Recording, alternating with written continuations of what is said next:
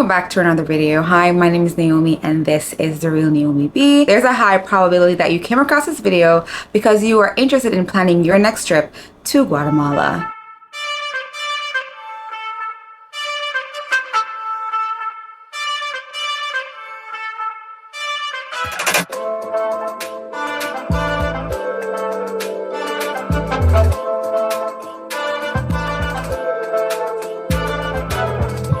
We're gonna jump on in and start off with what I think is the most important thing about planning a trip.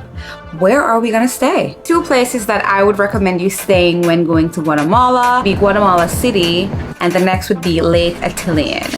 I feel like Guatemala City is gonna give you that vibe, the aesthetic of city town, party town. You're gonna have a lot of skyscrapers, a lot of hotels, a lot of really nice Airbnbs, city center. You can go out and grab a quick brunch, walk downtown. Uber is very accessible. I did stay in an Airbnb and the Airbnb was super beautiful, very simple, exactly what you need. Nothing too extravagant, but definitely tastefully decorated. Everywhere looked picturesque. If you're someone like me and you're looking for an Instagrammable moment, very clean, quiet.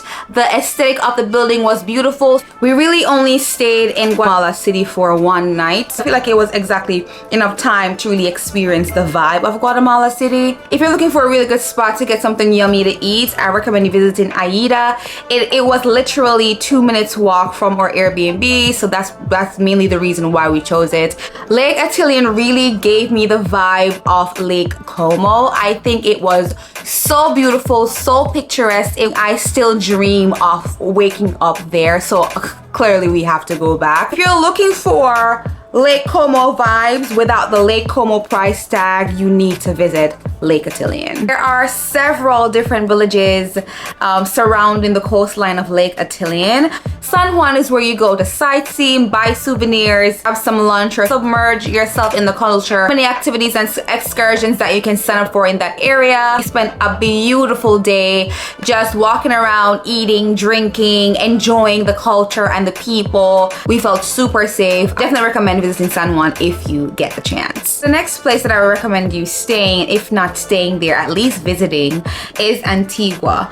Antigua is a part of the UNESCO World Heritage Site. If I'm honest, everything that you need to know and do and learn about and experience in Antigua, you can do in a day. So I don't necessarily feel like you need to stay there or spend your entire trip there. I think if you do have the option to take a day trip to Antigua, you should. The beauty about it is, if you do stay at Lake Atitlan, there are so many day trips and like tour groups and tour guides that offer day trip to Antigua. Now we're gonna move on to money, finances, currency, things of that nature. So the money in Antigua is called Quetzal, and I really had to hit up Andrea, which we're friends now, or Airbnb host. I texted her and I was like, Andrea, how do you pronounce that word? And she was so gracious enough to send me a voice note. $1 would convert to 7 Quetzal. We're able to find an Airbnb in Guatemala City for about 60 USD a night. As for Lake Atitlan,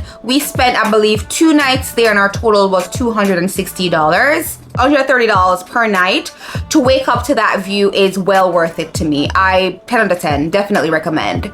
Now this is getting to transportation for Guatemala City. It's gonna be super easy for you to be able to just call an Uber to go wherever you wanna go. As for Lake Atitlan and the neighboring villages in that area, sure you can get an Uber, but it may cost you an arm and a leg. You may have to wait a long time to be able to even get one. However, there are local buses and tour groups that take you from one village or one area to the next. Now that I've been there, if I was to go back, I don't think it would be a problem for us to get a rental car. We've driven in the hills and the valleys of Costa Rica, and it's not much different than that. Hills through the mountains are a little windy and super sharp, but if you are careful when you're driving and you're just a good driver in general, you'll be fine.